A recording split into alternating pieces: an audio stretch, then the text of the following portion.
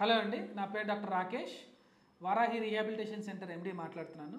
నన్ను మోస్ట్ కామన్గా చాలామంది అడిగే డౌట్ ఏంటంటే, సార్ సాల్ట్ ఎంత తీసుకోవాలి, నాకు ఒంట్లో సోడియం లెవెల్స్ ఎంత ఉంటే మంచిదని అడుగుతూ ఉంటారండి. వయసు పెరిగే కొద్దీ మన శరీరం నుంచి సోడియం లెవెల్స్ డౌన్ అవుతూ ఉంటాయి. అలాగే బీపీ పేషెంట్స్ని జనరల్గా మేమందరం అడ్వైజ్ చేసేది అంటే సాల్ట్ తక్కువ తినమని చెప్తాము, సో బీపీ కంట్రోల్లో ఉంటుందని. దీన్ని చాలామంది మిస్ఇంటర్ప్రిటేషన్ అంటే తప్పుగా అర్థం చేసుకొని ఏం చేస్తారంటే కంప్లీట్గా సాల్ట్ ఆపేస్తారు, జీరో సాల్ట్కి వెళ్ళిపోతారు. ఇలా చేయడం మూలంగా బెనిఫిట్స్ ఏమో కానీ డిసడ్వాంటేజెస్ చాలా ఉంటాయి. కంప్లీట్గా సాల్ట్ ఆపడం మూలంగా ఏమవుతుందంటే మీ బాడీలో సోడియం లెవెల్స్ డౌన్ అయిపోతాయి. దాన్ని మనం హైపోనెట్రీమియా అంటాం మెడికల్ లాంగ్వేజ్లో.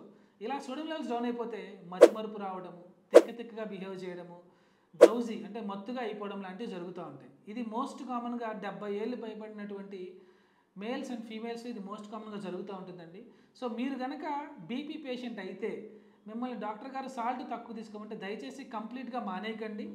తక్కువ తీసుకోమంటే దాని అర్థం మీరు రోజు తినే మోతాదు కన్నా కూడా మీరు తినే మోతాదుని తగ్గించుకొని రోజుకి less than 5 grams per day. మీ డాక్టర్ గారిని కనుక క్లియర్గా అడిగితే ఆయన చెప్తారు రోజుకి ఎంత తీసుకోవాలి, 5 grams 10 grams per day. So దాన్ని బట్టి సాల్ట్ తగ్గించండి, అంతేగాని కంప్లీట్గా ఆపేసి వేరే ఇబ్బందులు కొని తెచ్చుకోకండి.